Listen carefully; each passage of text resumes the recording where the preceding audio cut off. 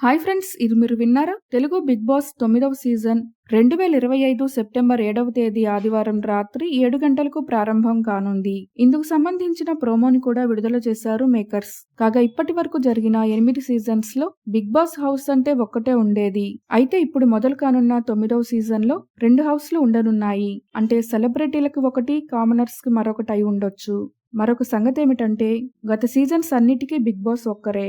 కానీ ఈ 9వ సీజన్లో బిగ్ బాస్ కూడా మారినట్లు Bigg Boss host Akkineni Nagarjuna గారు తెలిపారు.